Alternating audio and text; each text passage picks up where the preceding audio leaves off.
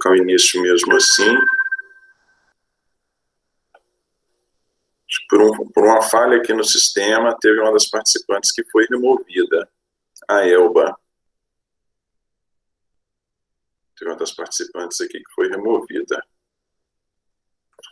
Deixa ela entrar novamente. Bom, gente, pelo que eu conversei com o líder, ele me informou que nós ainda não havíamos encerrado o tema, nós ainda não havíamos fechado o procedimento ordinário. Ele me disse que nós paramos lá em cisão da audiência. Foi isso mesmo, não foi? Foi sim. Nas hipóteses da cisão. Nós chegamos a falar de cisão, não? Aqui no meu material está... Já estávamos no final da aula e o senhor falou um pouco corrido, mas falou. Tá, então vamos só falar deles aqui rapidinho. Olha só, gente. A ideia do procedimento ordinário, a ideia do processo como um todo, quando nós iniciamos a falar do procedimento, é que a audiência seja una. O propósito é que a audiência seja una, ou seja, buscando aí privilegiar a celeridade processual, o propósito é que a audiência seja una. Se vocês se lembram lá do procedimento ordinário, nós temos a propositura da ação por meio de uma denúncia escrita, procedimento ordinário. Nós temos aquela possibilidade de aceitação, rejeição ou aceitação da denúncia.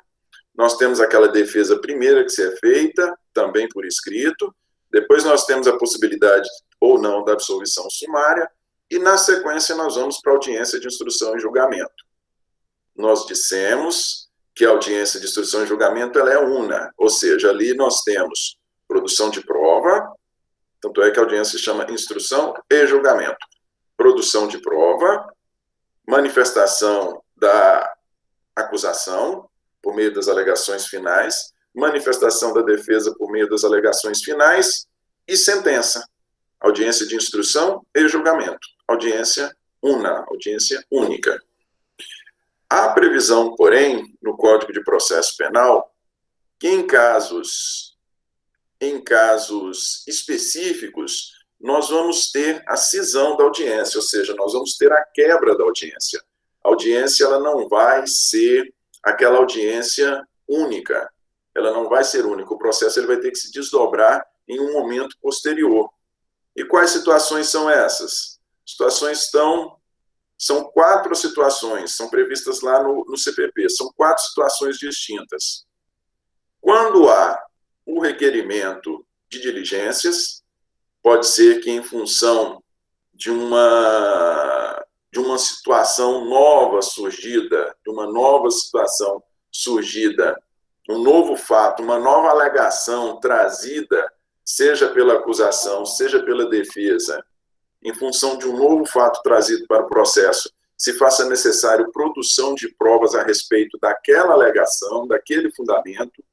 Então, se nós temos a necessidade de mais produção de provas, se nós temos necessidade de mais diligência, em função de um fato novo surgido, nós não podemos encerrar o processo naquela audiência. Então, nós vamos ter a quebra, a cisão da audiência.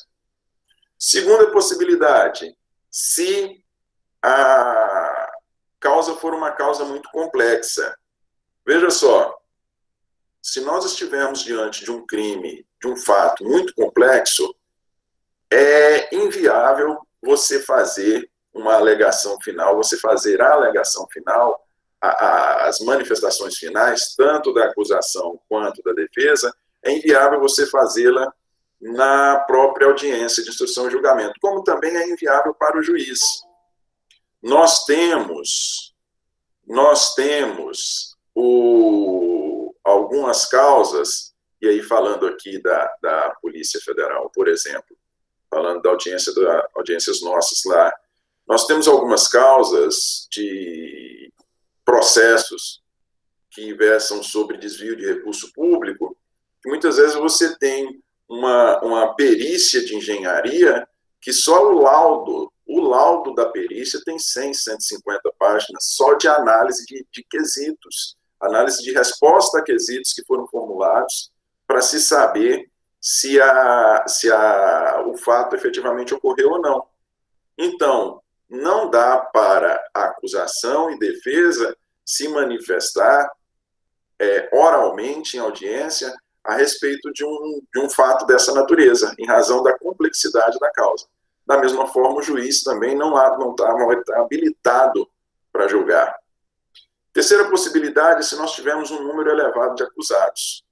Se nós tivermos aí, novamente voltando ao nosso exemplo, em um crime dessa natureza, além dele ser muito complexo, nós podemos ter ali, num crime dessa natureza, normalmente você tem, falando-se de recurso público, administração municipal, você tem um prefeito, você tem o secretário, você tem 3 integrantes da comissão de licitação, você tem um engenheiro da prefeitura e você tem 1 ou 2 empresários. Olha só, 8 pessoas.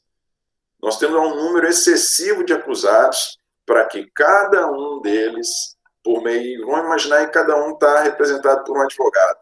Cada um desses advogados vai fazer a manifestação, vai fazer a sua defesa, o MP, né, a acusação, vai ter que fazer uma alegação contra os 8, levantando oralmente argumento contra os 8, e cada qual dos advogados também vai ter que oralmente fazer essa manifestação. Então, a audiência tem que ser, para uma correta aplicação da lei, necessariamente a audiência ela vai ter que ser quebrada e essas alegações finais vão ser feitas por escrito, assim também como a sentença.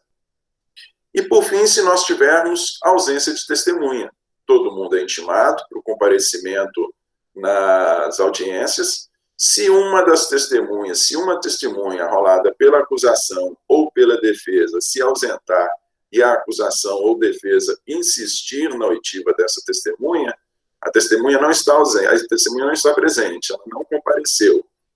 Se ainda assim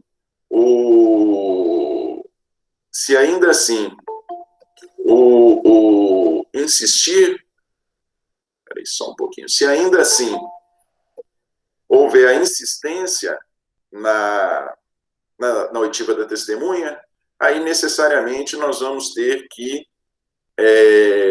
quebrar a audiência. E as manifestações de acusação e defesa serão feitas no momento posterior e a sentença será dada também em um momento posterior. Tranquilo? Mais uma vez, se alguém tiver qualquer questionamento, é só abrir o áudio aí e perguntar, viu, gente? Vou dando sequência aqui. Nós falamos que dentro do procedimento comum, existem três procedimentos. Ele se subdivide em 3 procedimentos. É o ordinário, o sumário e o sumaríssimo. Vocês lembram? Ordinário, sumário e sumaríssimo. O que acontece? Nós dissemos que o procedimento ordinário ele é direcionado para crimes com pena igual ou superior a 4. O procedimento ordinário. Procedimento sumário para crimes, procedimento ordinário é para o processo e julgamento de crimes cuja pena máxima seja igual ou superior a 4 anos. Procedimento sumário para crimes cuja pena máxima seja inferior a 4 anos, e inferior a 4 anos e superior a 2, e o procedimento sumaríssimo para crimes que tenham pena inferior a 2 anos, igual ou inferior a 2 anos. Pois bem, nós falamos aí agora, encerramos o procedimento ordinário, e aí agora vamos falar um pouquinho do procedimento sumário. Olha só, gente, o procedimento sumário, ele se difere em muito pouco do procedimento ordinário. Na verdade, a distinção é mínima, E aqui nós vamos falar apenas dos 2 únicos pontos em que se diferem. toda aquela tramitação, propositura da ação, aceitação, logo depois da denúncia ou queixa, toda aquela tramitação do ordinário também vai ocorrer aqui no sumário. Ela só apresenta as duas diferenças que eu vou mencionar aqui para vocês. Olha lá, artigo 531. Na audiência de instrução e julgamento, a ser realizada no prazo máximo de 30 dias, proceder-se-á à tomada de declarações do ofendido, se possível, a inquirição das testemunhas arroladas pela acusação e pela defesa, nesta ordem, ressalvado o disposto no artigo 222, bem como os esclarecimentos dos peritos, as acariações e ao reconhecimento de pessoas e coisas, interrogando-se em seguida o acusado e procedendo-se finalmente ao debate. Olha só, gente, vejam vocês, a ordem aqui estabelecida é a mesma, a ordem estabelecida de oitiva é a mesma. No que a audiência de instrução e julgamento aqui do sumário, no que ela se difere da audiência de instrução e julgamento do ordinário.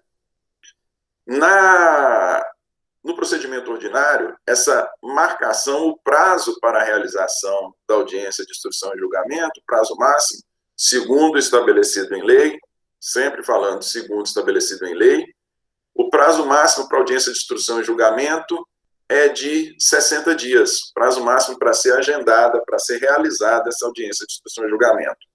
Aqui, como nós estamos falando de procedimento sumário, se a pena é menor, entende-se que o crime não é de menor comoção social, né? Um crime de menor repercussão, menos gravoso para a sociedade, então a apuração ele não requer prazos tão dilatados assim para fins de defesa. E a audiência de instrução e julgamento, então, ela é marcada num prazo menor, num prazo de 30 dias. No ordinário, a marcação 60, no sumário, marcação em 30. Tranquilo?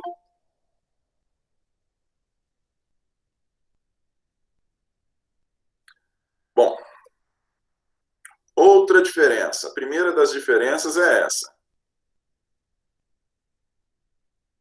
Espera aí só um pouquinho.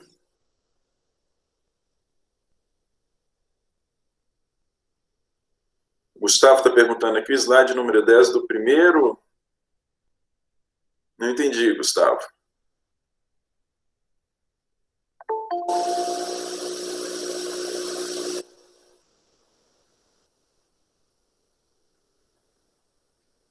Ah, sim.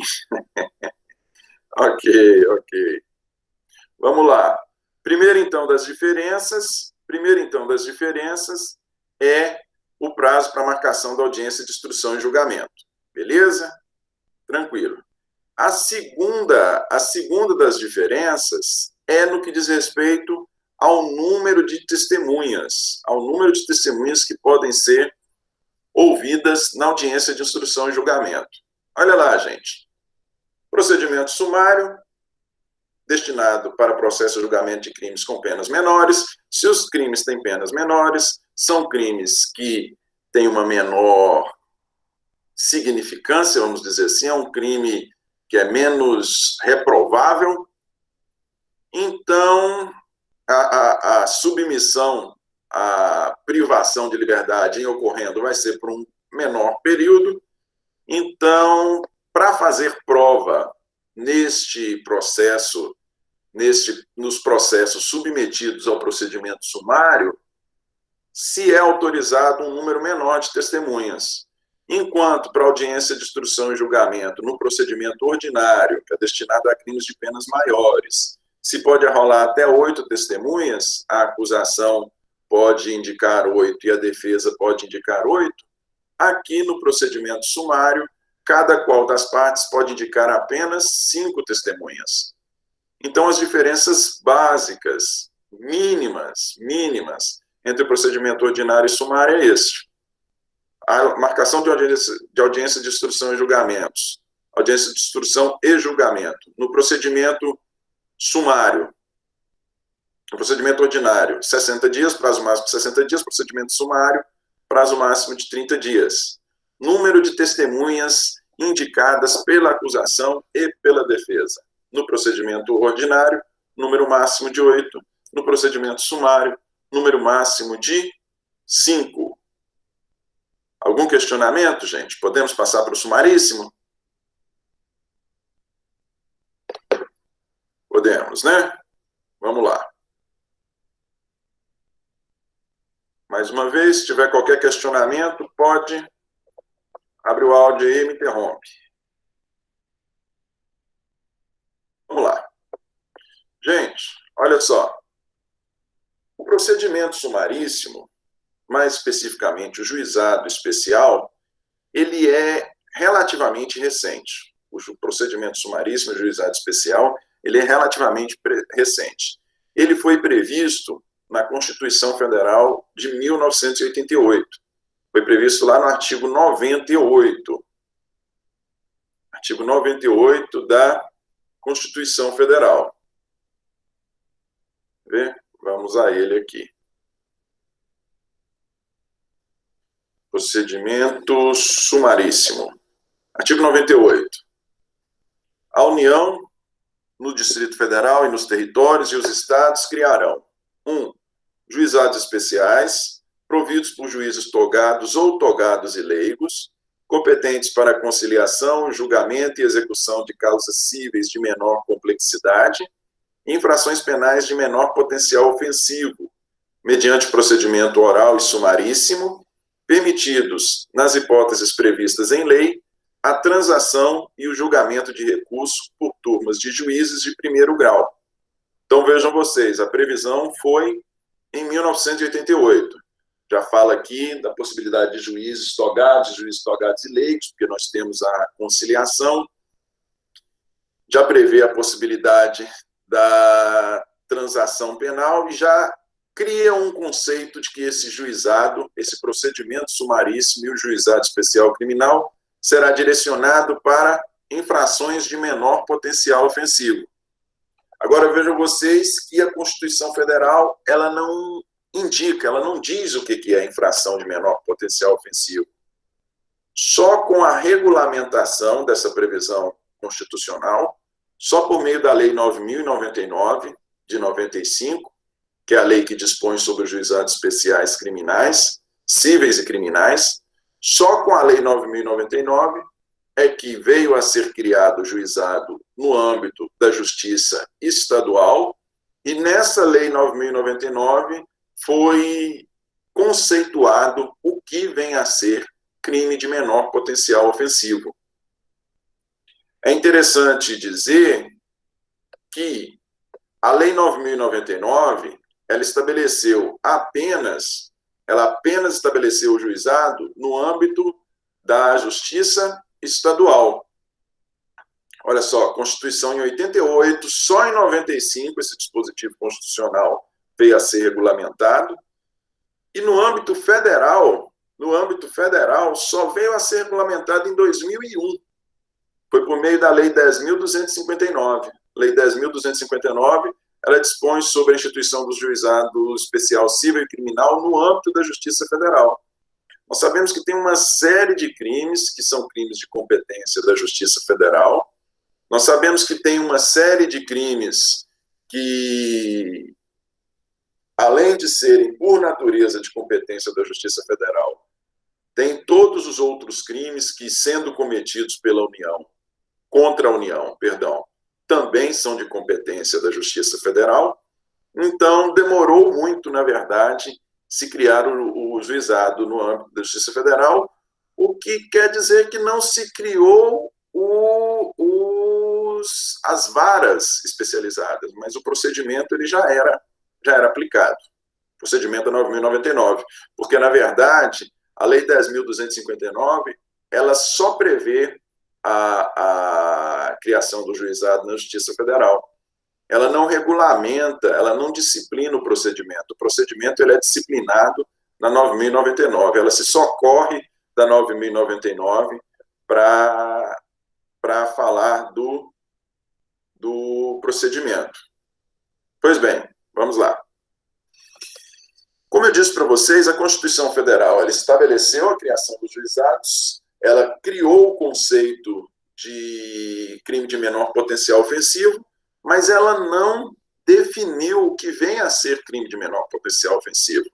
Somente com a Lei 9.099, no seu artigo 61, é que nós tivemos a definição do que vem a ser crime de menor potencial ofensivo. Está lá no artigo 61. Consideram-se infrações de menor potencial ofensivo, para os efeitos desta lei, as contravenções penais e os crimes a que a lei comine pena máxima não superior a 2 anos, cumulada ou não com multa. Olha só, gente, quando a lei, isso aí é apenas para fins de registro, quando a Lei 9.099 foi criada, ela estabelecia, quando foi criada, ela estabelecia que crime de menor potencial ofensivo era apenas aquele cuja pena máxima era igual ou inferior a 1 ano. Era um número muito restrito de delitos.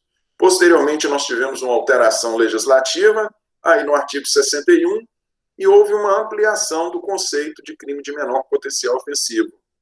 Passou a ser considerado crime de menor potencial ofensivo aquele cuja pena máxima não supere a 2 anos. É igual ou inferior a 2 anos. Além desses crimes, como vocês veem aí do 61, todas as contravenções penais, todas as contravenções penais, jogo do bicho, rinha de galo e toda uma gama de bobagem aí que é considerada contravenção penal, todas elas são, o processo de julgamento delas se dá no âmbito do juizado especial criminal, independentemente da pena.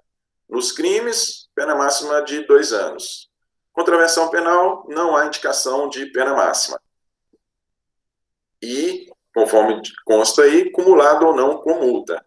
Então, vejam vocês, gente, foi a Lei 9.099 que criou o Juizado Especial Criminal no âmbito dos estados, que traz o conceito de crime de menor potencial ofensivo.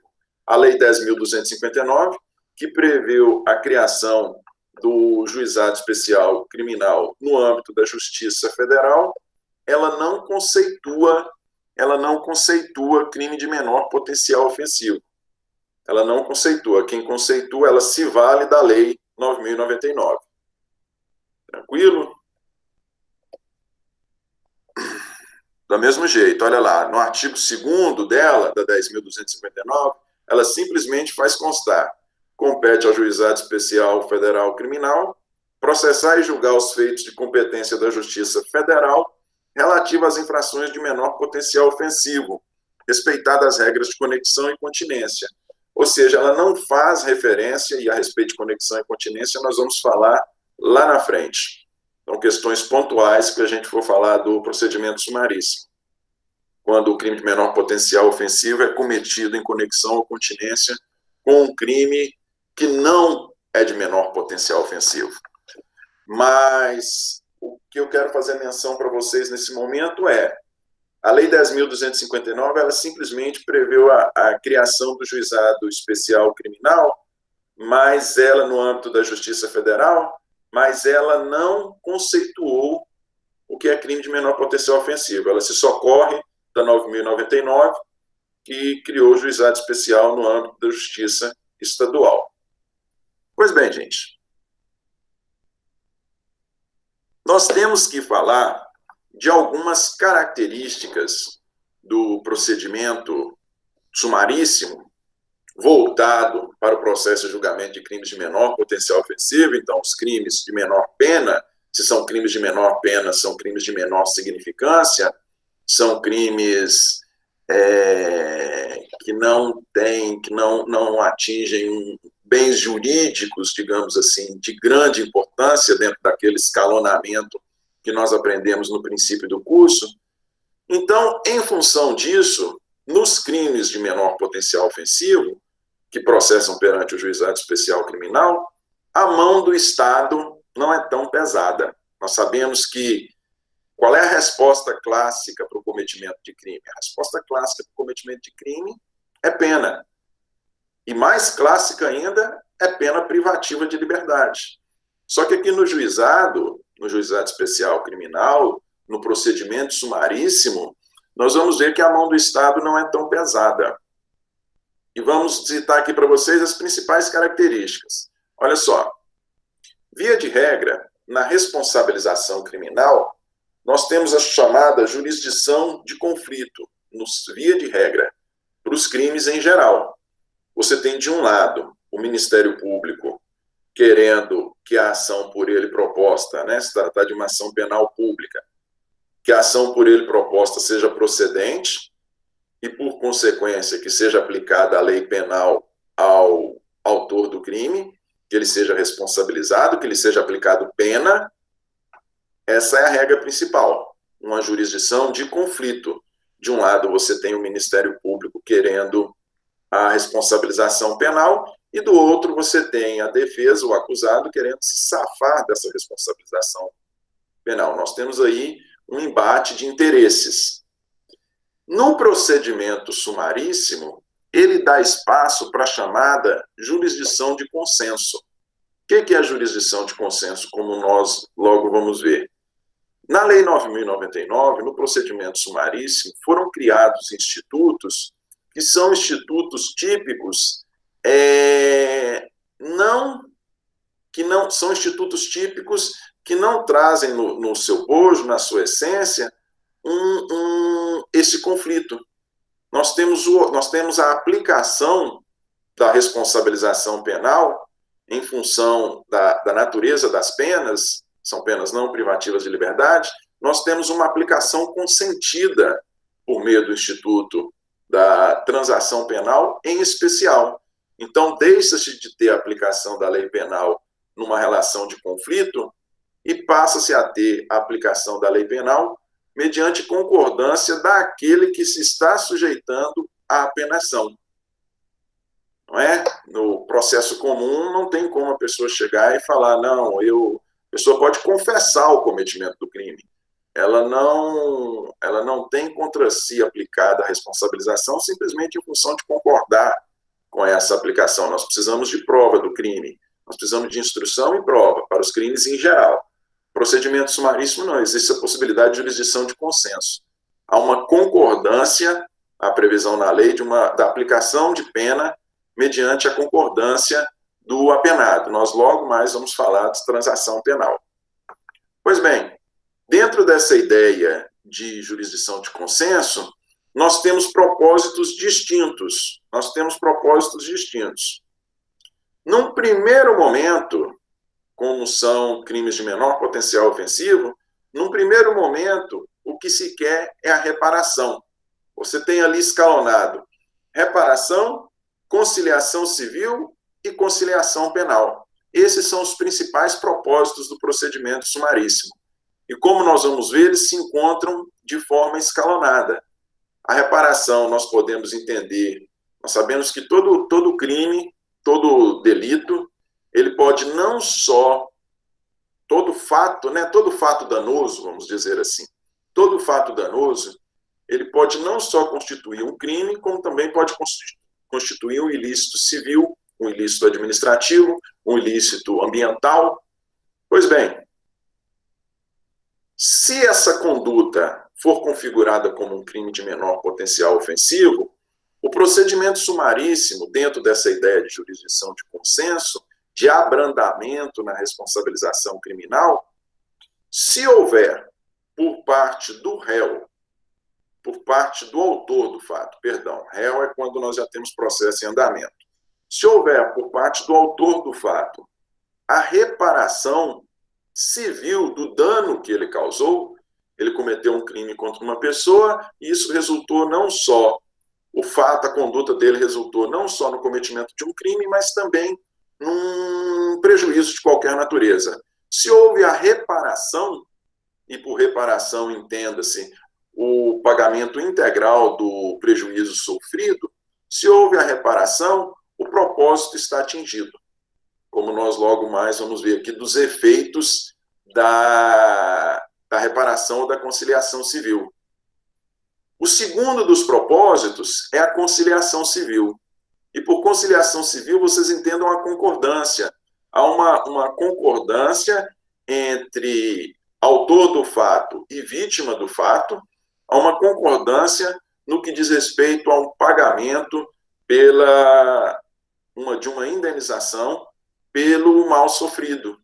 Quando a gente fala em conciliação, toda vez que você pensar em conciliação, você tem que pensar que todo mundo cedeu um pouquinho, né? Então, na reparação, nós temos o pagamento integral. Na conciliação, nós temos alguém, ou tanto o autor do fato, ele está reparando, mas a vítima ela não está recebendo a sua reparação na integralidade. Então, esse é o segundo dos propósitos, a reparação civil. E o último dos propósitos vem a ser a conciliação penal, conciliação civil e conciliação penal. Como nós logo vamos ver, esse aqui foi um instituto claro, criado, característico, específico do procedimento sumaríssimo, que é a transação penal. Quanto aos princípios, gente, aqui, dada a informalidade, dado que se tratam de crimes de menor potencial ofensivo, de condutas menos reprováveis, digamos assim, nós temos princípios mais flexíveis. Aqui o processo ele não é tão engessado.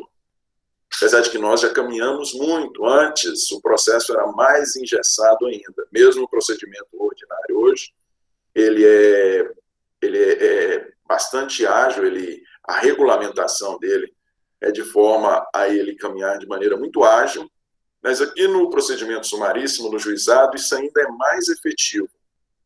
Nós temos o princípio da oralidade, como vocês vão ver aqui, até mesmo a denúncia, ela é feita de maneira oral. No procedimento ordinário e sumário, a denúncia é escrita. Nós temos aqui o princípio da informalidade, nós não temos a regulamentação sacramental dos atos, os atos não estão ali totalmente regulamentados de maneira sacramental. Nós temos a informalidade desde que atingido o propósito, não se declara uma nulidade simplesmente por não ter o ato sido realizado da forma regulamentada em lei. O princípio da economia processual ele está diretamente ligado ao princípio da oralidade, né? Aqui, com muito mais razão, nós vamos ver que o processo ele nasceu para ser ágil, como eu estou falando para vocês.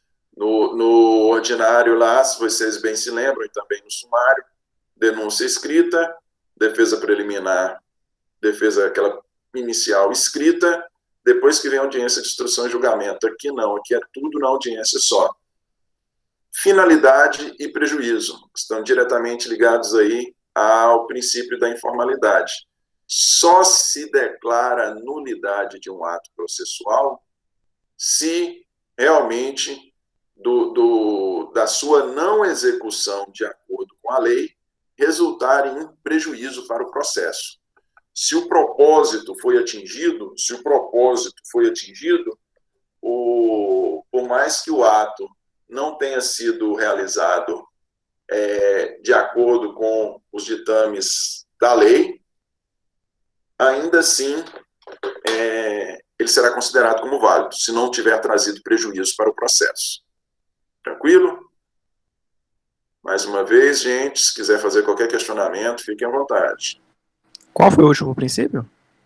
O princípio, ele é um princípio conjunto. Ele é chamado de finalidade e prejuízo.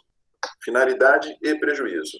Desde que um ato processual de qualquer natureza tenha atingido a sua finalidade, desde que não tenha gerado prejuízo para o processo, ainda que ele tenha sido realizado de maneira diferente da que está regulamentada, se não resultar em prejuízo, não há que se falar em nulidade. Então, são princípios distintos: oralidade, informalidade, economia processual e um último deles, finalidade e prejuízo. Tranquilo? Sigamos. Tranquilo, obrigado. Tá cortando a internet aí não, né, gente? Vamos lá, vamos lá. Sim. Olha só, gente. O procedimento sumaríssimo, ele tem duas fases. Ele tem uma fase que é chamada de fase preliminar e ele tem uma segunda fase que é chamada de fase judicial ou fase processual. A fase preliminar ela é regulamentada entre os artigos 69 e 76 da 9.099. Está previsto lá entre 69 e 76. Olha só, gente. Tem alguns pontos entre esses dispositivos aí que devem ser ressaltados. Primeiro deles, enquanto nos processos criminais em geral, o Ministério Público ele é pautado pelo princípio da legalidade, no sentido de ser obrigado a propor a ação penal. O promotor de justiça ele tem um poder-dever. É um poder. Ele é titular exclusivo para propor a ação penal pública. Porém, ele tem um poder, mas esse poder também é um dever. Em face do princípio da legalidade, se ele estiver diante de um crime, de um fato típico, ilícito e culposo, se estiverem presentes os três elementos lá do conceito tripartido de crime, ele não tem a faculdade de propor ou não propor ação. Ele tem a obrigação, em razão do princípio da legalidade, para os crimes em geral, para os crimes que não são os crimes de menor potencial ofensivo, para os crimes submetidos ao procedimento sumário ordinário ou procedimentos especiais, como nós vamos ver, o Ministério Público ele tem a obrigação de propor a ação penal. Aqui não. Aqui nós temos o chamado princípio não da legalidade nesse aspecto. Aqui nós temos o chamada discricionariedade regrada. Por que discricionariedade? Porque ele pode propor ação ou não, como nós logo vamos ver. O Ministério Público ele pode propor ação ou não. Mesmo se ele estiver diante de um fato típico, ilícito e culpável, ele pode estar diante de um crime devidamente provado, ele tem a possibilidade de propor ação ou não. Por isso se fala em discricionariedade. Mas por que se diz que essa discricionariedade é regrada? Por que se fala que essa discricionariedade é regrada? É porque ele não tem a liberdade plena. Fala-se em discricionariedade regrada porque, num primeiro momento, desde que presente os requisitos legais, o Ministério Público ele não tem a obrigação de propor ação. Ele pode lançar mão do Instituto da Transação Penal. Então, ele tem a discricionariedade de ou propor ação ou, de imediato, num primeiro momento, nessa fase preliminar, propor a transação penal. Então, a primeira das características é que a atuação do Ministério Público ele não é pautado pelo princípio da legalidade, ele é pautado pela discricionariedade, porém discricionariedade regrada. Ele não tem plena liberdade para propor ou não propor. Desde que presentes os requisitos legais, ele pode lançar mão do Instituto da Transação Penal, não tem, nessas circunstâncias, a obrigação de propor ação. Outro ponto que merece destaque. Como os crimes são crimes de menor potencial ofensivo, aqui nós não temos, a Lei 9.099 estabelece, nós não temos a elaboração de um inquérito policial. O inquérito policial ele tem toda aquela tramitação. No inquérito policial nós temos oitiva de vítima, de testemunhas, prova pericial de várias naturezas. Você tem uma série de provas e isso faz com que o procedimento, por mais que tenha previsão legal de sua conclusão em 30 dias, faz com que esse procedimento possa se estender.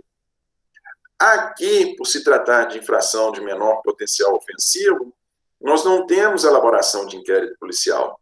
Aqui nós temos a lavratura de um documento chamado termo circunstanciado. ou termo circunstanciado de ocorrência. O termo circunstanciado de ocorrência, ele é um documento semelhante a um boletim de ocorrência, porque ele é simplesmente um documento de 1 a 2 páginas, onde nós temos a identificação de autor, de vítima, eventualmente indicação de testemunhas, e há um resumo do fato. O que ocorreu, qual fato, né, em qual local, que dia, qual hora, qual a conduta. Você tem ali uma descrição resumida do fato. Nós não temos não é direcionado para o juizado especial criminal um inquérito policial. Nos crimes de menor potencial ofensivo, simplesmente tem a lavratura de um termo circunstanciado de ocorrência, por se tratarem de infrações de menor potencial ofensivo. Não tem apuração policial, é isso. Nós não temos apuração policial. A apuração policial, ela se faz por meio de um inquérito policial, e aqui nós não temos inquérito policial. Nós temos outra circunstância aqui, gente. Nós temos outra circunstância, mais uma vez. Você sempre tem que ter a ideia quando você está falando de sumaríssimo. Vocês vão pensar assim, que abre-se demais, favorece-se demais o acusado, favorece-se demais o autor do crime. Mas nunca se esqueçam que no procedimento sumaríssimo nós estamos falando de infração de menor potencial ofensivo. Pena máxima até 2 anos e contravenções penais. Pois bem, no procedimento sumaríssimo, nós não temos a realização da prisão em flagrante. Só se a pessoa for muito cabeça dura para ela ser presa em flagrante, porque existe a seguinte previsão na 9.099, entre os artigos 69 e 76. Nós não realizamos a prisão em flagrante, ainda que a pessoa seja pega no ato do cometimento do delito, se esse delito se tratar de uma infração de menor potencial ofensivo, ainda que ela seja pega no ato do cometimento, em flagrante, né?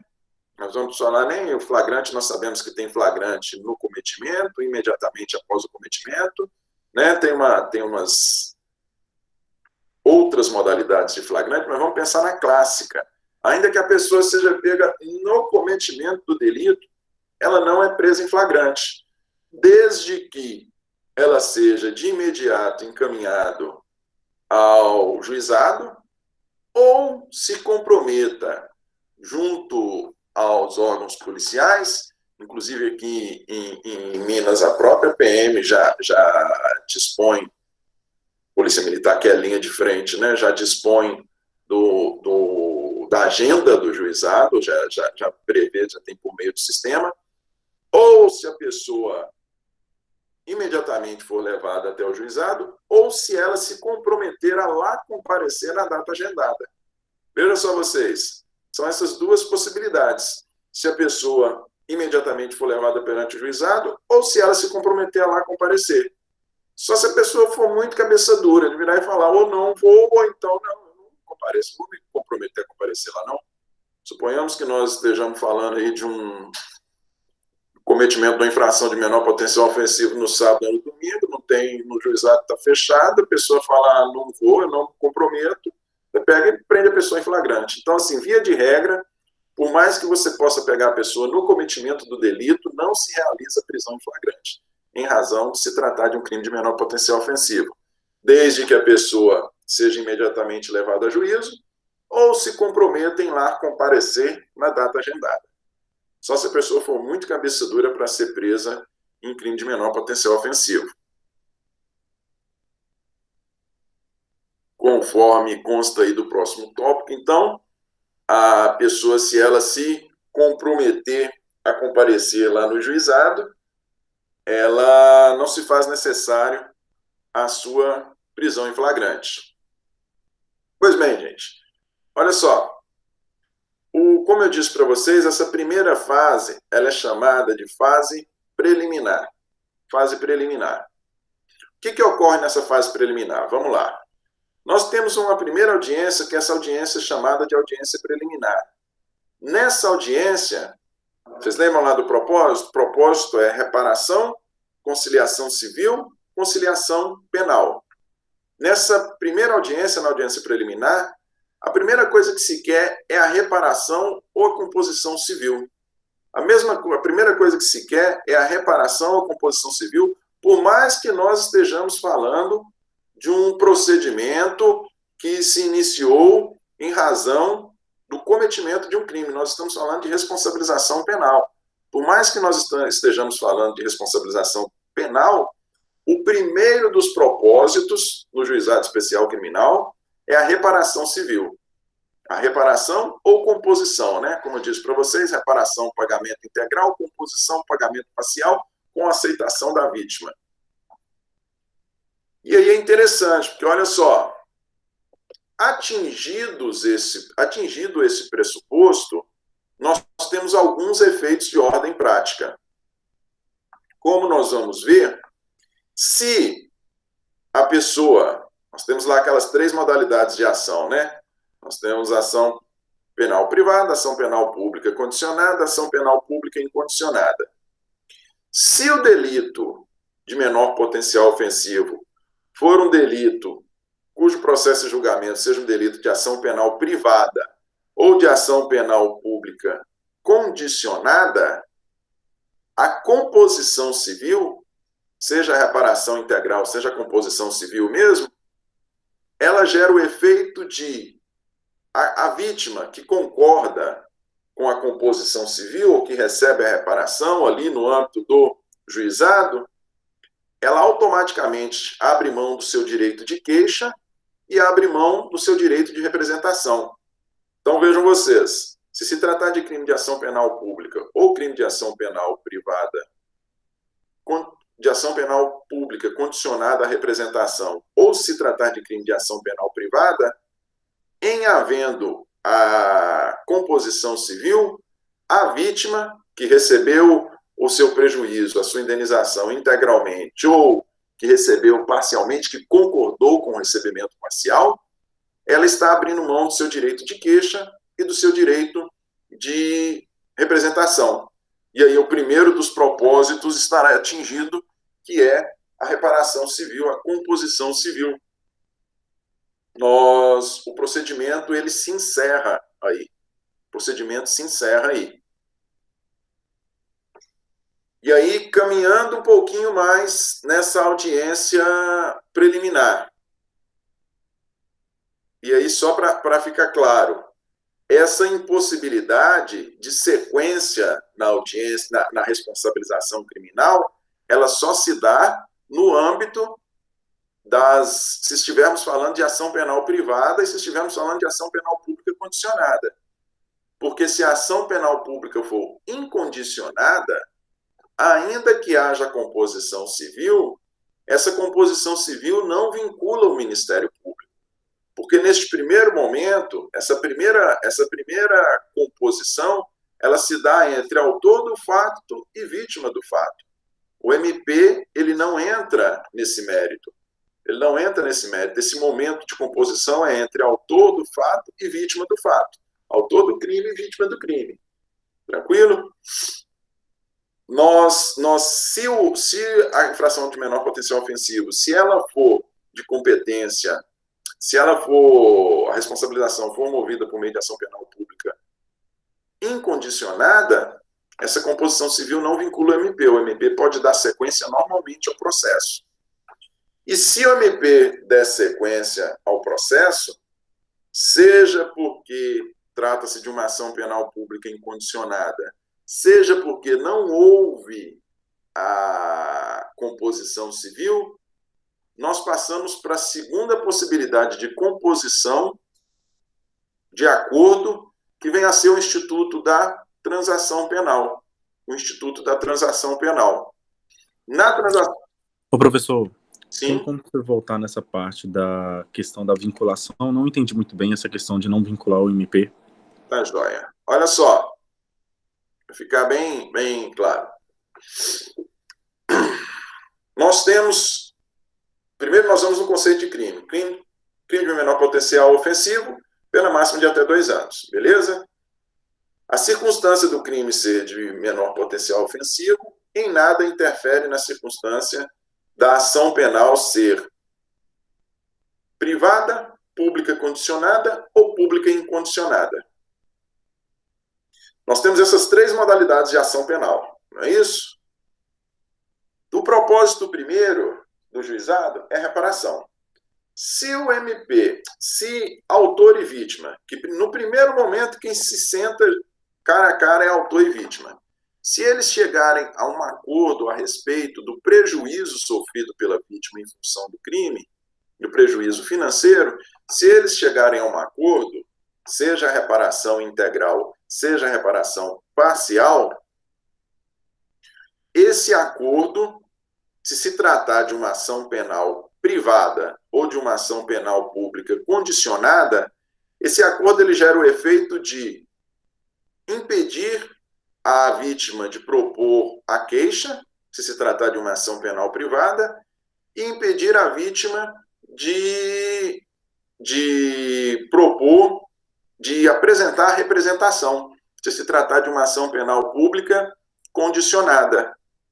Se nós estivermos falando de um crime de menor potencial ofensivo, que apesar de ser crime de menor potencial ofensivo, a sua responsabilização, o seu processo e julgamento se dá por meio de uma ação penal pública incondicionada, ou seja, não depende de manifestação da vítima, por mais que a vítima possa ter feito uma composição civil, ela pode fazer uma composição civil, existe essa possibilidade de fazer essa composição civil, mesmo no juizado especial criminal. Por mais que a vítima faça a composição, isso não vincula o MP. Nada impede que a ação penal tenha sequência. Nada impede que a ação penal tenha sequência. Se for um processo de ação penal privada ou de ação penal pública condicionada, e a vítima fez uma composição com o autor do fato, o MP, por mais que o MP queira, ele não pode dar sequência à ação. E nem a vítima pode representar ou propor a queixa.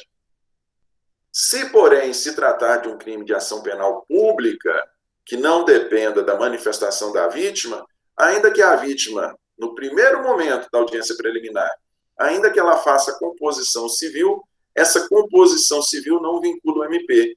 Pode ser que ela e o autor cheguem, o autor do crime vire e fale, não, pode deixar, eu vou te pagar o seu prejuízo integralmente e efetivamente pague esse prejuízo. Ainda assim, o MP não está vinculado no sentido de que ele pode dar sequência à responsabilização criminal. Nós sabemos que nós temos duas coisas que balizam para sabermos se uma conduta criminal é mais ou menos reprovável. Uma das circunstâncias é a pena, as condutas mais reprováveis possuem penas maiores, e a outra circunstância, e aqui que vai fazer a diferenciação, é a modalidade de ação.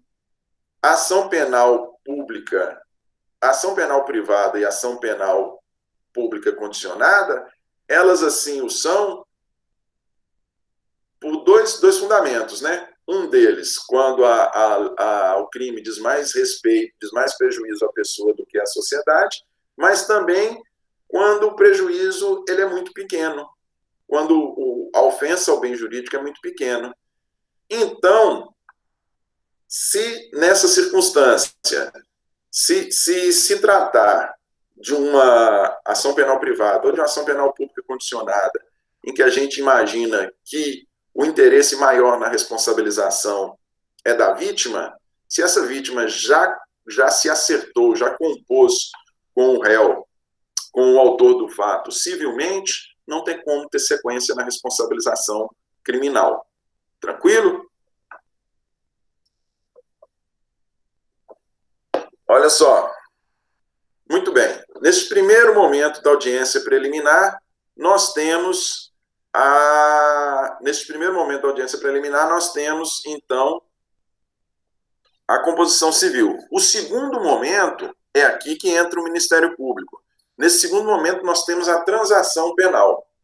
Essa transação penal, ela também é chamada de composição penal. Por que ela é uma composição? Porque aqui nós temos, na transação penal, nós temos o réu, perdão, o réu não, o autor do fato, nós temos o autor do fato se sujeitando, concordando com o Ministério Público em se sujeitar a uma pena não privativa de liberdade sem o processo. Nós temos ali uma composição. O Ministério Público vira e fala, olha, o negócio é o seguinte, você cometeu um fato típico, ilícito e culpável, é um crime de menor potencial ofensivo, você preenche os requisitos previstos em lei, nós logo aqui vamos ver, então nós vamos fazer uma transação penal, nós vamos fazer uma composição penal. Eu te proponho que você, em função do cometimento desse crime, que você preste X dias de serviço à comunidade, ou que você tenha um perdimento de tais bens e valores, ou que você seja aplicada uma pena de prestação pecuniária, enfim, uma pena diversa de prisão, uma pena de multa.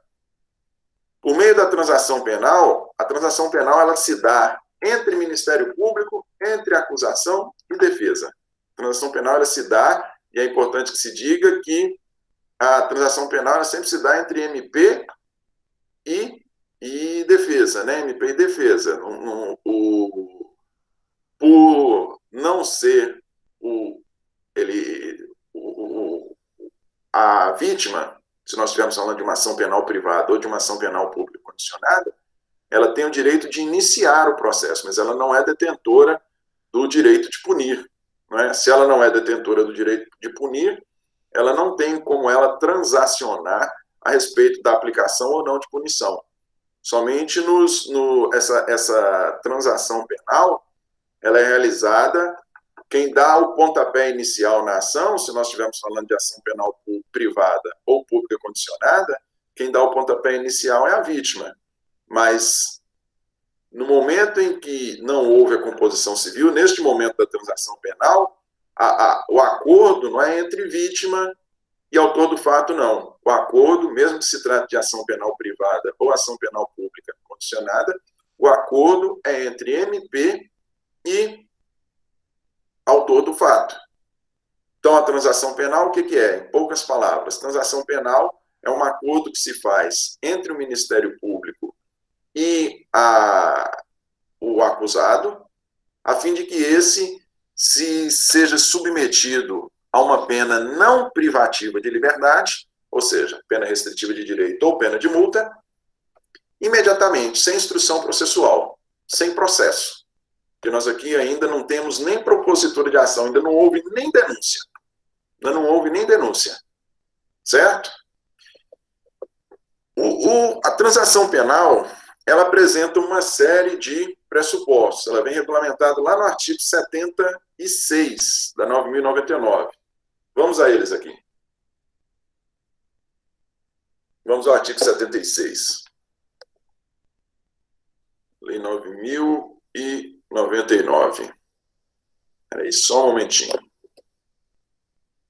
Esse é o inconveniente, né, da aula não presencial, senão eu estava lançando mão dos senhores e senhoras para me auxiliar. Vamos lá. Artigo 76. Havendo representação ou tratando-se de crime de ação penal pública incondicionada, não sendo o caso de arquivamento, o Ministério Público poderá propor a aplicação imediata de pena restritiva de direitos ou multas a ser especificado na proposta. Parágrafo 2º. Parágrafo 2º.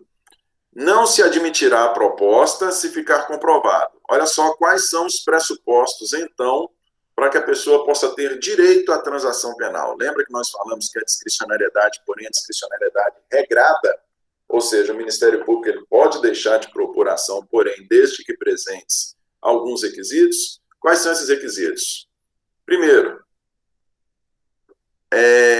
não se admitirá a proposta se ficar comprovado. 1. Ter sido o autor da infração condenado pela prática de crime a pena privativa de liberdade por sentença definitiva. Se a pessoa que cometeu um crime de menor potencial ofensivo está naquele momento ali para a possibilidade de transação penal, se essa pessoa já tiver tido uma condenação anterior por prática de outro crime a pena privativa de liberdade, ela não faz jus à transação. Agora, vejam vocês, tem que ser pela prática de crime, prática de infração penal não interessa, não impede a concessão do benefício, e tem que ser pena privativa de liberdade. Se a pessoa tiver sido condenada anteriormente por sentença definitiva a pena restritiva de direito ou pena de multa, não impede que neste novo processo em que ela está sendo responsabilizada por um crime de menor potencial ofensivo, não impede que ela seja beneficiada com a transação penal. Segundo dos requisitos, ter sido o agente beneficiado anteriormente, no prazo de 5 anos, pela aplicação de pena restritiva de direito ou multa nos termos deste artigo. Olha só, o que isso quer dizer? Se a pessoa já tiver sido beneficiada com a transação penal nos últimos 5 anos, nos 5 anos anteriores, ela também não pode fazer jus desse benefício novamente. Tranquilo? Olha só, nós temos uma distinção aí. Na prática, no primeiro inciso, a pessoa não pode ter sido condenada a pena privativa de liberdade? Nunca. Nunca. Inclusive, esse inciso 1 ele é muito criticado, porque se para efeito de reincidência a condenação anterior deixa de surtir esse efeito passados 5 anos da extinção da punibilidade, não é isso? A pessoa cometeu o crime anterior, cumpriu sua pena, terminou o cumprimento da pena, passou 5 anos, ela não é mais reincidente, ela não é considerada tecnicamente reincidente. Isso para crimes de muito maior rigor. Aqui nós estamos falando de crime de menor potencial ofensivo. O inciso 1 estabelece que a pessoa nunca pode ter sido condenada a pena privativa de liberdade, ou seja, pode ter 5, 10, 15 anos que ela estaria proibida de receber esse benefício. Esse é um requisito muito criticado, porém é assim que dispõe a lei. No inciso 2, como nós estamos falando, aí nós temos um limite. A pessoa, se estivermos falando de pena restritiva de direito ou multa obtidos em transação penal, ela não pode ter feito jus desse benefício, não pode ter se valido do benefício da transação nos últimos 5 anos. E inciso 3, esse aí é um requisito de ordem subjetiva, não indicarem os antecedentes, a conduta social, a personalidade do agente, bem como os motivos e as circunstâncias, ser necessária e suficiente a adoção da medida. Nós sabemos que aqui nós vamos ter a aplicação de pena restritiva de direito ou multa. Vocês vejam que o inciso 3º ele encerra falando que não indique não ser suficiente a adoção da medida. Ou seja, pode ser que a transação penal, pode ser que a pena restritiva de direito ou multa praticada em sede de transação penal, pode ser que, considerando os requisitos de ordem subjetiva, essa punição não seja suficiente para prevenção e repressão do crime. Lembram? Propósito primeiro lá da pena, propósito duplo, propósito que tem no direito brasileiro, vai prevenir e reprimir. Pode ser que a pena aplicada aqui, porque nós temos aplicação, na transação penal nós temos aplicação de pena. Pode ser que a aplicação de pena realizada nesses moldes, que ela não seja suficiente para prevenir e reprimir. Então, sob este fundamento, dizendo não atender o inciso 3º, o promotor pode deixar de propor a transação penal.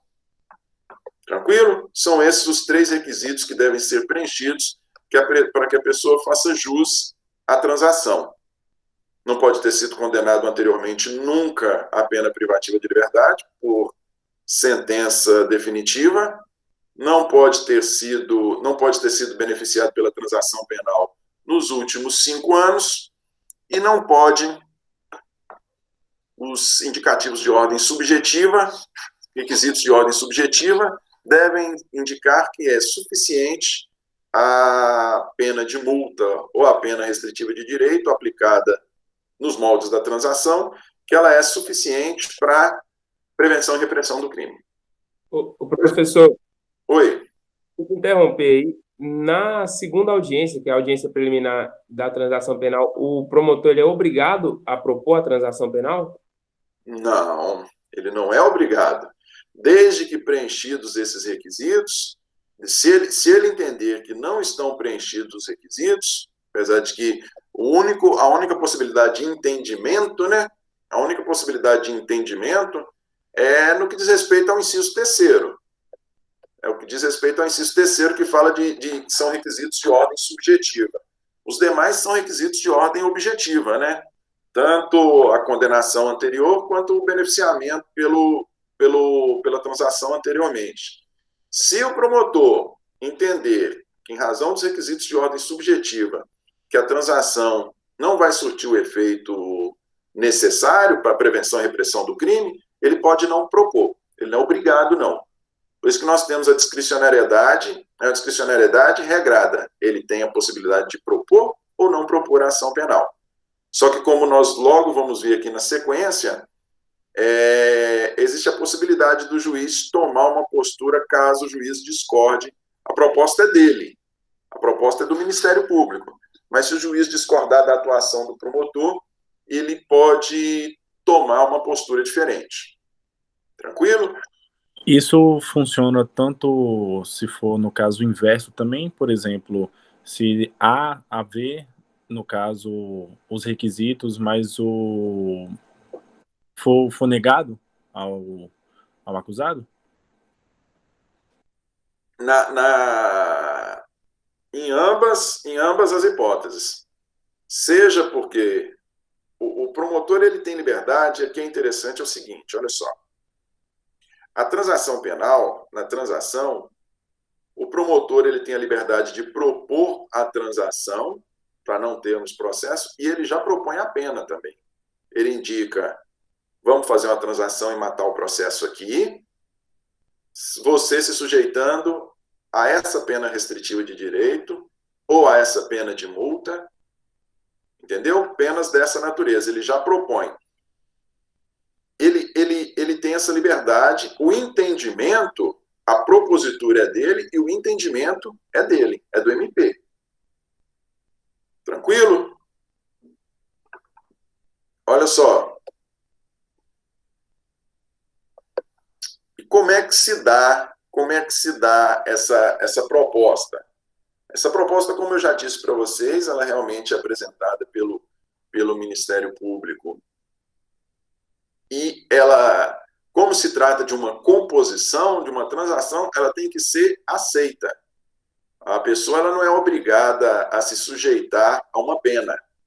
Ainda que seja pena restritiva de direito e de multa, ela não é obrigada. Pode ser que ela queira ir para o processo para que ela possa provar sua inocência. Porque, queira ou não queira, por mais que não seja privativa de liberdade, mas restritiva de direito e multa são modalidades de pena. E, além disso, ela pode querer fazer prova de sua inocência, porque se ela for beneficiada com a transação hoje, vamos pensar na possibilidade da pessoa, ela não deve, na verdade, ela não cometeu o fato, só que para não ter o desconforto, para não ter o desprazer de se submeter ao processo, ela aceita a transação. Vamos matar esse processo logo aqui, eu vou aceitar a transação, senta com o promotor e fala, vamos me dar uma pena aí restritiva de direito e tá ótimo. Qual é o inconveniente disso aqui? O inconveniente é que nada impede que futuramente todos nós aí estamos sujeitos, por exemplo, a cometer um crime de lesão corporal culposa no trânsito. Tem vários delitos, ninguém pode falar, né? Eu nunca vou cometer um crime, pelo menos um crime culposo, pode ser que você esteja sujeito a cometê-lo. E se você aceitou uma transação penal antes, não devendo, né? Simplesmente para não se submeter ao inconveniente do processo, e posteriormente você venha a cometer um delito dessa natureza, um delito culposo, se for dentro dos 5 anos, você não vai ter direito a se valer do benefício. Então, você vai necessariamente ter que ir para o processo. Então, é necessário não só que seja feita a proposta por parte do MP, é necessário que essa proposta seja aceita pelo autor do fato. seja aceito tanto por ele quanto pelo seu advogado. Tanto por ele quanto por seu advogado. E se houver discordância entre eles, prepondera a vontade do autor do fato. Porque se ele tem poderes para constituir e destituir seu advogado, com muito mais razão, ele tem poderes para concordar ou não concordar com uma pena restritiva de direito ou pena de multa. Nós não estamos falando de pena privativa de liberdade. Em transação penal, nunca pode ser transacionada uma pena privativa de liberdade. Bom, gente, seguindo aí, e vocês perguntaram a respeito o que pode acontecer, né, caso não haja essa proposta. Olha só, a sentença, vocês viram que até o presente momento aqui, nós não temos juiz, não. Primeiro sentou o autor do fato e vítima para fazer composição civil, não fez a composição, ou fez a composição, porém era crime de ação penal pública, foi para a segunda fase, o MP vai para transação penal. Nesse segundo momento, quem senta é promotor de justiça e autor do fato.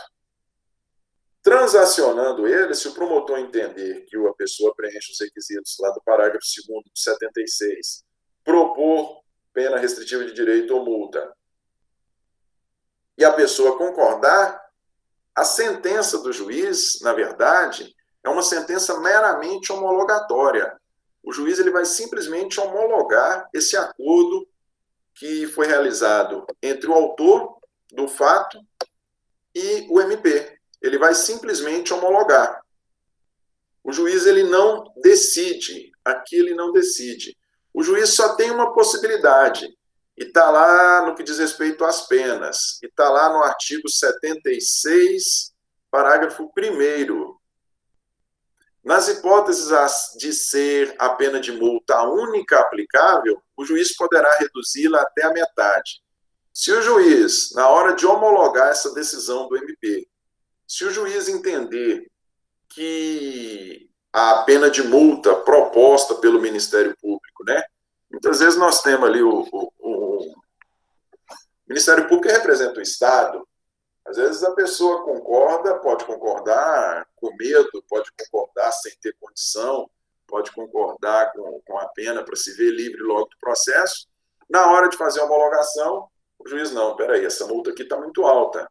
Se a multa for a única aplicada, como está lá no parágrafo 1º, o juiz tem a liberdade de reduzir essa multa até a metade.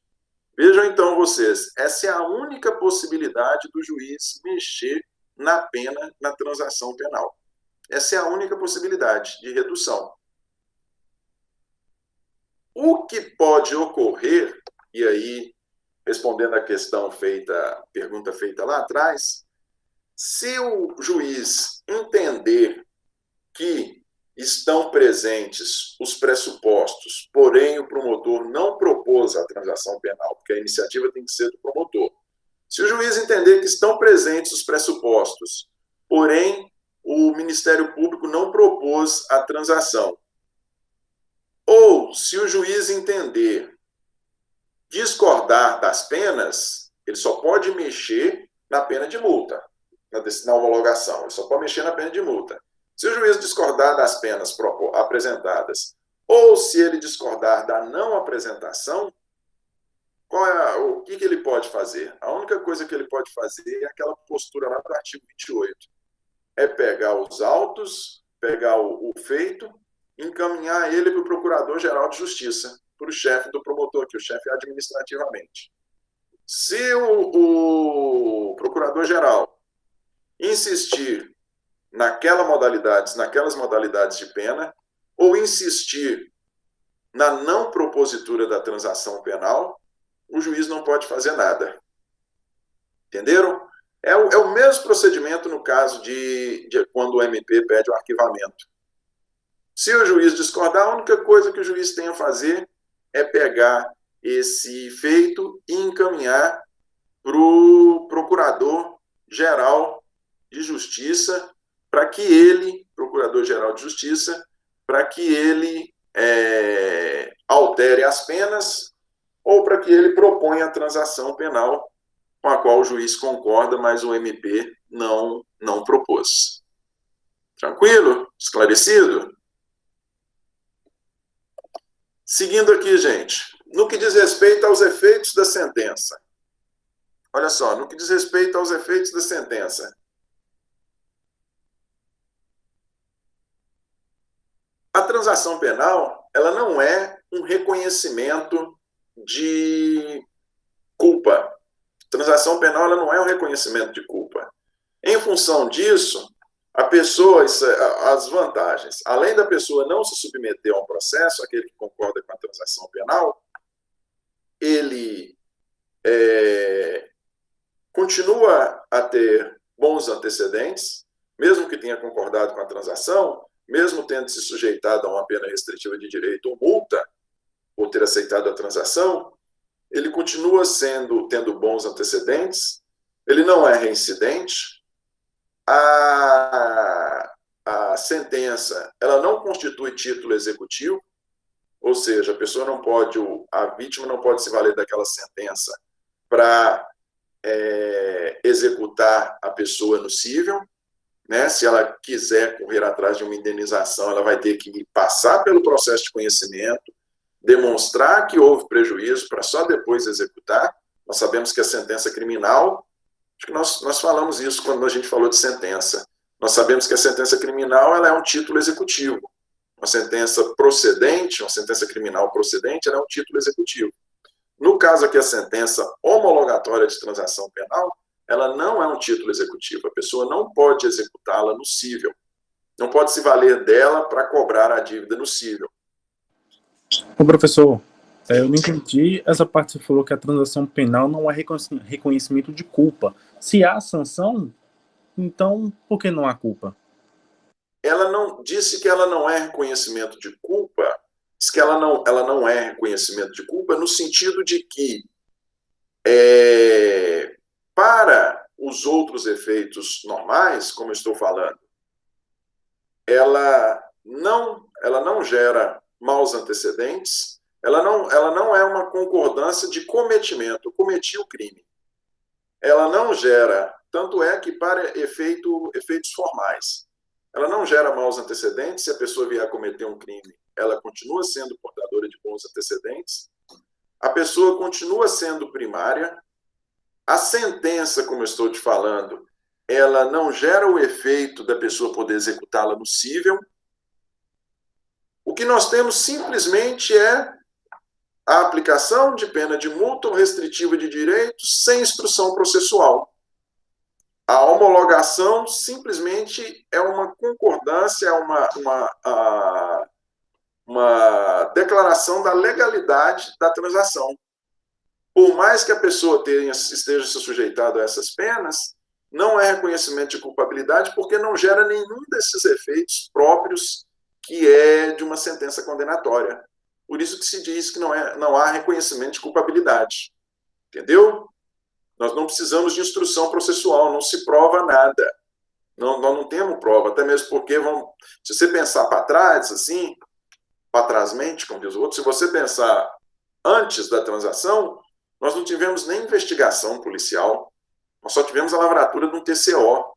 Então não tem prova de nada, não tem prova de crime, não tem prova pericial, não foi ouvido ninguém. Por isso que a sentença não gera nenhum desses efeitos. No que diz respeito ao recurso, gente, em não se concordando com a transação, e aí nós podemos ter uma atuação do juiz de forma a tumultuar o processo. Se o juiz, ao invés de simplesmente homologar o acordo feito, se ele dispôs de maneira diferente, se ele aplicou uma outra punição que não a acordada entre promotor e acusado, enfim, se o juiz atuou de maneira diferente ao estabelecido no acordo e queira-se recorrer desta sentença, o recurso é um recurso de apelação, está previsto na 9.099, o recurso é um recurso de apelação. E aqui nós temos uma circunstância, que é o seguinte: se vocês estudaram, quando vocês estudaram pena restritiva de direito, lá no direito penal, vocês viram que um dos efeitos do descumprimento de uma pena restritiva de direito, vocês lembram? No processo tradicional, como é que funciona? A pena restritiva de direito, ela é sempre aplicada, a pena restritiva de direito, ela é sempre aplicada em substituição. Se a pessoa foi beneficiada com a restritiva de direito no processo normal, e ela não, no processo ordinário, sumário, e ela não cumpriu a pena restritiva de direito, nós temos a conversão. Primeiro, nós temos a substituição da privativa de liberdade para o restritiva de direito. Se a pessoa não cumpriu essa restritiva de direito, nós temos a conversão dela em privativa. A pessoa volta para cumprir a pena privativa de liberdade. A pessoa vai cumprir a pena privativa de liberdade. Aqui nós também temos pena restritiva de direito ou pena de multa. Só que aqui a diferença é que nós não tivemos instrução processual, nós não tivemos processo, nós não tivemos condenação à pena privativa.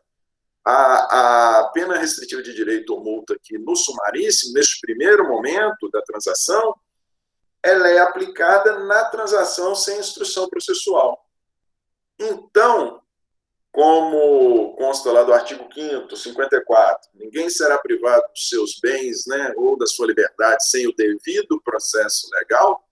Como nós ainda não tivemos o devido processo legal, como nós ainda não tivemos instrução processual, caso a pessoa descumpra a proposta da transação penal, caso a pessoa transacionou com o MP, que vai cumprir pena privativa, pena restritiva de direito ou pena de multa, e não cumpre essas penas, o efeito prático é que o processo retoma o seu andamento. O MP vai passar para a fase seguinte, que é a fase da propositura da ação. Tranquilo?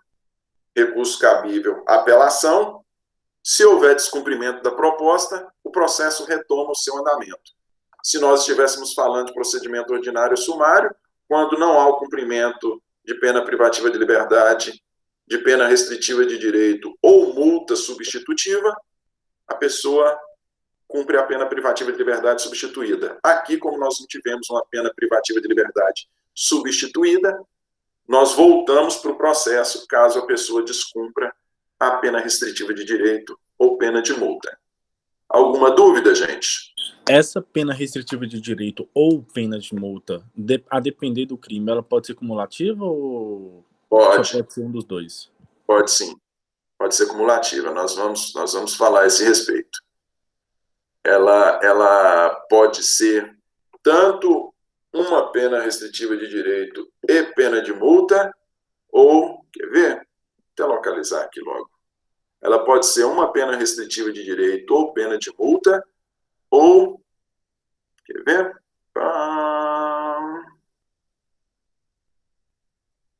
Isso. Pena restritiva de direito, ou, tanto é que fala, pena restritiva de direito ou multas. Não tem que necessariamente ser, pode ser uma ou outra, ou pode ser uma e outra. Não tem que ser necessariamente uma ou outra, não. Pode ser mais de uma restritiva também, vai depender do caso. Alguma dúvida, gente? Vamos fazer assim, vamos dar uma interrompida aqui e a gente retorna daqui uns 20 minutos. A gente retorna daqui uns 20 minutos, vamos falar. Nós falamos nessa primeira fase aqui agora, que foi a fase de preliminar. No próximo bloco, daqui 20 minutos, a gente fala a respeito de fase processual, quando não há aceitação ou não há aceitação da transação ou não há propositura, não há proposta de transação. Tranquilo? A gente volta, gurilinha.